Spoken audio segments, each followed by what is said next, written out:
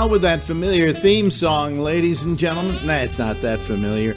Let's go out to the left coast of the United States, out to California. Michael Snyder, that's where they make the movies, and that's where he reviews them. Hello, Michael. Well, howdy, Alex, and greetings, everybody, from Little Wakanda. That's right, I'm in the Wakanda neighborhood of Los Angeles right now. Wakanda being, of course, the super secret, high-tech African country ruled by the Black Panther. Yeah, I'm kidding around. I just want to do a little intro to Black Panther, our lead review, and kind of excited about this film. In the so-called Marvel Cinematic Universe, the interconnected movie series from Marvel Studios based on Marvel Comics, Black Panther, the latest installment, follows Guardians of the Galaxy 2, Spider-Man, Thor Ragnarok, but in fact, the story of the Black Panther picks up right after the end of the pretty terrific Marvel movie Captain America Civil War. A member of the Avengers superhero team, Black Panther has the strength and ability of his namesake and this really cool, indestructible costume. And in fact, he's T'Challa, heir to the throne of Wakanda. And he needs to go home and be anointed king, but he's going to face challenges to his coronation from representatives of the 5 tribes who coexist in Wakanda. And meanwhile, a supervillain, Claw, wants to get his hands on vibranium, the rare otherworldly element that has allowed Wakanda to achieve all these scientific advances and prosperity. And T'Challa also has a rival who he had heretofore never known about, Killmonger, who thinks he's the rightful ruler of Wakanda and wants to spread vibranium weaponry to the poor and disenfranchised around the world, but actually he wants to rule them after they overthrow their masters. I got to say, the setting and effects are wonderful. The cast, primarily black actors and actresses, are terrific, each creating a really rich characterization, and they are led by Chadwick Boseman, who played Jackie Robinson in the biopic of some note. He plays T'Challa. Michael B. Jordan is the rival Killmonger. Forrest Whitaker is T'Challa's mentor. Angela Bassett is the Queen Mother, T'Challa's mom. Lupita Nyong'o, who, by the way, is luminous. I mean, this is one of the most beautiful women in movies now. She plays T'Challa's brave and noble ex-girlfriend who wants to help him change the world for the better. And Daniel Kaluuya from Get Out is T'Challa's best friend. Sterling K. Brown from This Is Us is another lead character here. And the scene-stealing Letitia Wright plays Black Panther's little sister, Shuri, who is kind of a Tony Stark-level scientific genius and a charmer.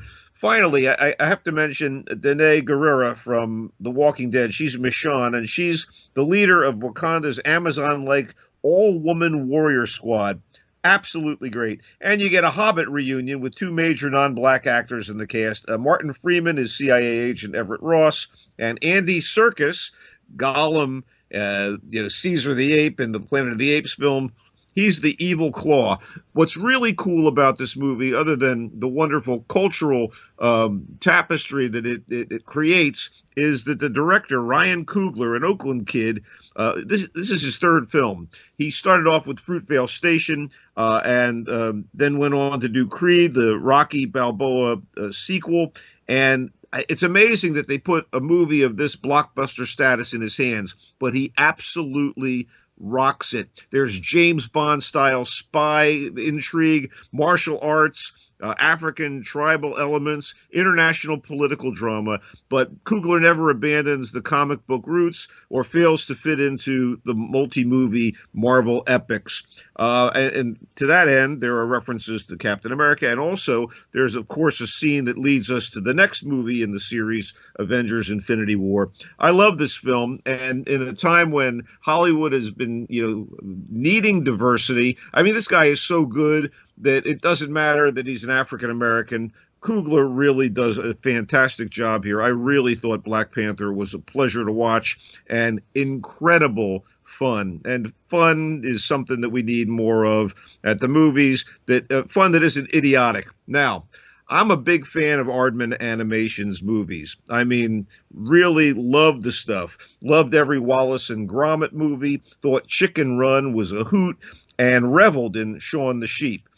their latest film, Early Man, directed as are these other films by Nick Park, I guess the central creative force at Aardman, is really a disappointment. It pits Stone Age cavemen versus Bronze Agers in a soccer match for dominance over their area of the prehistoric world.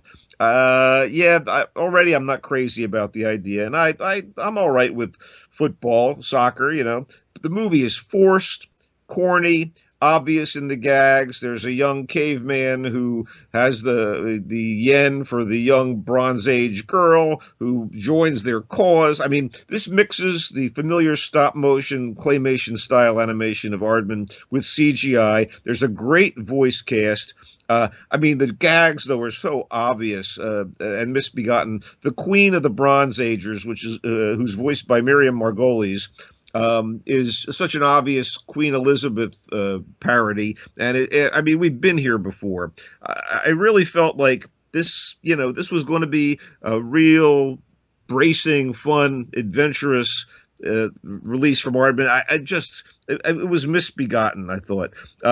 I went into it with some degree of enthusiasm and was bored when I wasn't rolling my eyes at the obvious jokes. In its own way, this was almost as bad as the 2013 film The Croods, which was Fox's crappy computer-animated caveman comedy with similarly shaky scientific accuracy. How much did Stone Agers and Bronze Agers interact? I don't know. Anyway, the other film beat Early Man at the theaters by 3 years. Maybe it's because I hold Aardman to a higher standard that this was so disappointing. But really, I thought Early Man was the first real true failure from Aardman since they launched with all the great Wallace and Gromit shorts.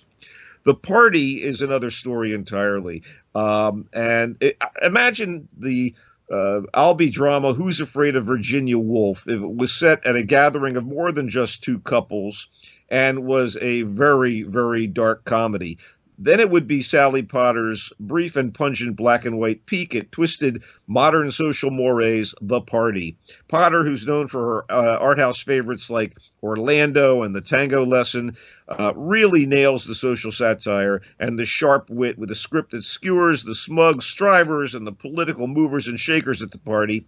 The Party is meant to celebrate the election or appointment of Kristen Scott Thomas's character to a ministerial position in the British government.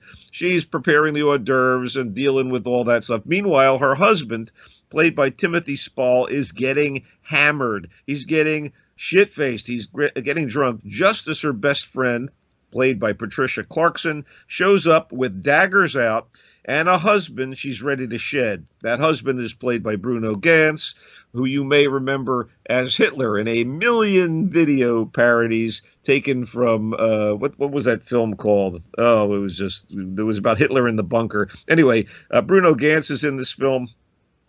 A political rival shows up, played by Sherry Jones from 24, and a variety of other terrific performances, an award-winning actress, and the political rival's pregnant girlfriend, Emily Mortimer, and they have their own issues. And finally, a good-looking, coked-up boyfriend of one last guest arrives with a mysterious agenda of his own. He's played by Cillian Murphy of Peaky Blinders. This is a veritable tinderbox and funny in a twisted way, and with a cast like this, it just completely blew me away. I really thought The Party was great. It's very short. It's, I think, under 75 minutes, but I really had a great time watching it. It may not be to everyone's taste, but I say I'll attend this party. Finally, Double Lover is the latest from French director Francois Ozon. He makes all kinds of movies, sometimes deep and psychologically painful, sometimes kinky, sometimes silly. His movie 8 Women, for instance, was a dark mix of comedy and music with 8 of the most renowned French actresses in the world. And his latest is Double Lover, about a psychologically damaged woman who falls for her analyst, then discovers he has a twin. Or does he? It made me think of Hitchcock and Cronenberg, particularly Cronenberg's Dead Ringers. And it's not my favorite film by Ozon. I preferred his modern coming-of-age movie Young and Beautiful and last year's post-World War II mistaken identity drama France. But this sure as hell had its moments. Plus, Maureen Vach, the actress who plays the disturbed woman Chloe, is a real find, as is the actor playing the psychiatrist, who may or may not have a twin, Jeremy Renier, not Jeremy Renner, although an American actress is in Double Lover. Yeah, Jacqueline Bisset shows up in the cast of this film. Subtitles for sure, but I thought Double Lover was worth my time and might be worth yours. What are you watching lately, buddy? Nothing much. There's a thing on CNN they're doing about Patty Hearst. That, I don't know. I think it has like 6 episodes, and it's the whole Patty Hearst kidnapping. It's a I could say it was a docudrama, but it's really a documentary with some acting kind of to fill in the blanks, as it were.